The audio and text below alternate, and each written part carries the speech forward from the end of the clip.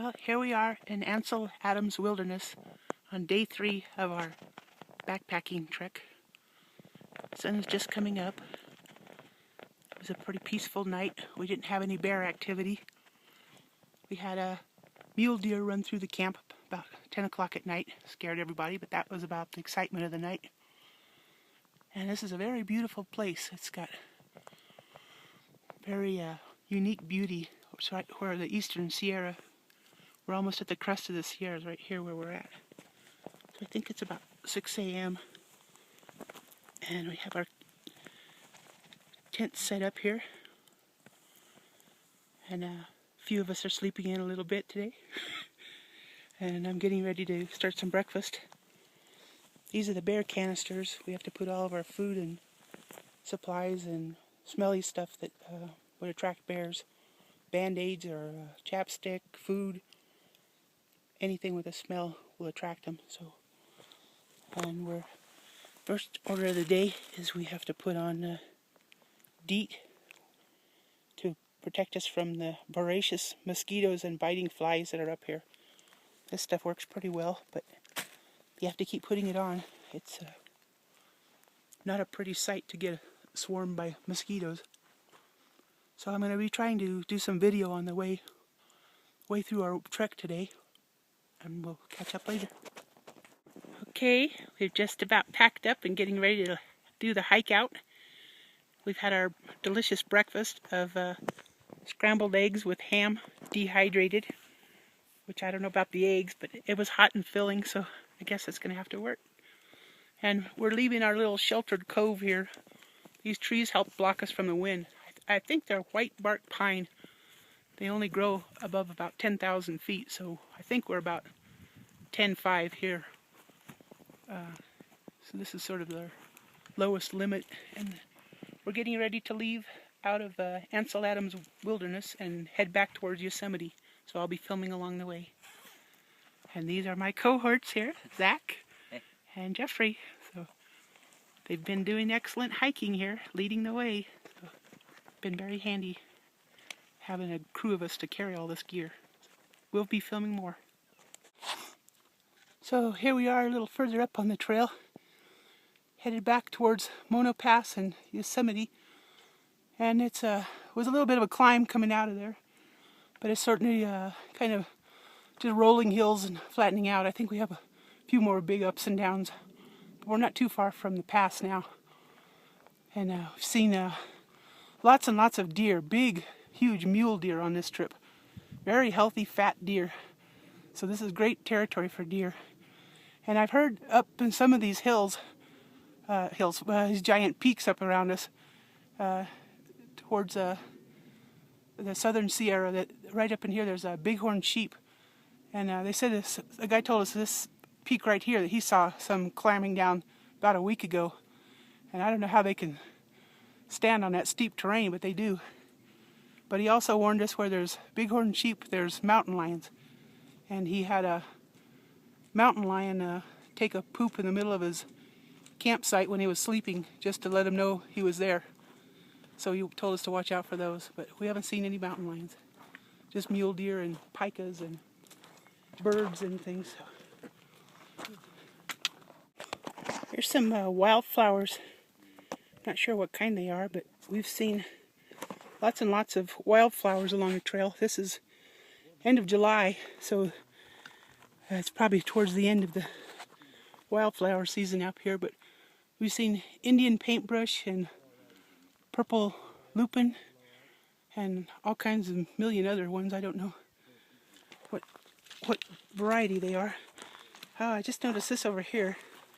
This trail, I think this might be an old mine that's been closed in or something. I don't know. This doesn't look natural. This looks man-made. It's kind of a big pit here. But all of this is really a metamorphic rock, and there's some volcanic, all kinds of stuff up in here. We're on the eastern Sierra. We're crossed over the crest of the Sierra. And if you keep following, this is the Mono Trail. It goes into Bloody Canyon, which leads over towards Mono Lake. And they told us there's a lot of, I think 1870s or so, there was a lot of prospecting up here. They found some gold and silver, but it didn't amount to a whole lot. And so we're going to come by some old miners' cabins I'll take some video of. But it's pretty harsh country, so it's only passable a few months out of the year. So we'll be showing more signs of human habitation along here.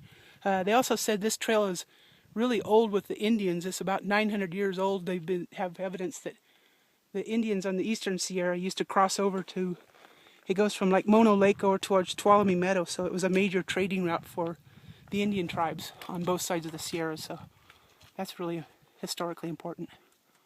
Absolutely beautiful. It's a really gorgeous lake.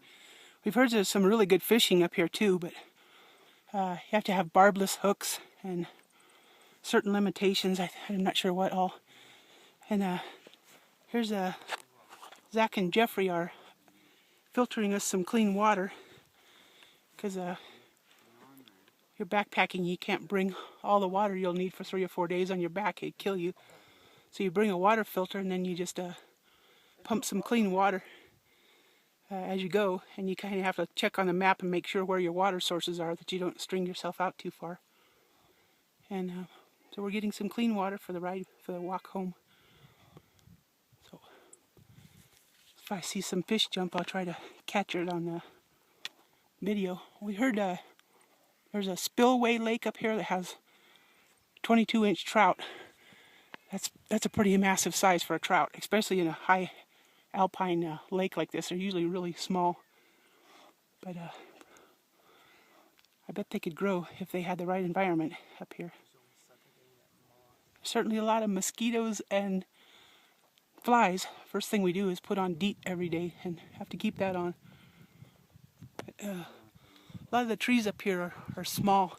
They don't grow. They're not able to grow very big, mostly because the wind is so ferocious out here that they can have 100, 125 mile an hour winds come through here. So it doesn't pay for a tree to get very tall. It'll get knocked down fast. So they kind of stay short and stumpy, and they have to fight for their lives to get through that first couple years to be strong enough to grow. So you see a lot of twisted, contorted trees hugging the ground to get out of the wind and survive the winter time. So I'm trying to identify some of these peaks, and I think that reddish peak is Mount Gibbs. And let me see, this one over here got a topo map. I think this is Mount Lewis, one of these. I think that one right there is Mount Lewis. It says it's 12,324 feet. So it's definitely some high altitude peaks up in here. Maybe that's So we're going to pass a few more lakes, and we'll come up to the summit, and then we'll have a downhill section. So I'll be filming that. So we have just came down off the pass, gone a couple miles down some really steep switchbacks, which I didn't try to videotape. I figured I'd break my neck trying to film and hike at the same time. But now we're getting into some sweet semi-flat section, I think pretty much from here on out to the trailhead. And it's getting kind of cloudy, but there's also some smoke in the air. There's a big fire, I guess, somewhere up by Shaver Lake, and it's spreading down into Yosemite. So it's a little smoky, and the lighting isn't as great as it was early this morning, but it's still beautiful. And we'll be closing in on the trailhead here within the next hour or two. Okay, I'm almost back to the trailhead, and we're saying goodbye to the Mono Pass Trail. It's been awesome. So that's it for this trip.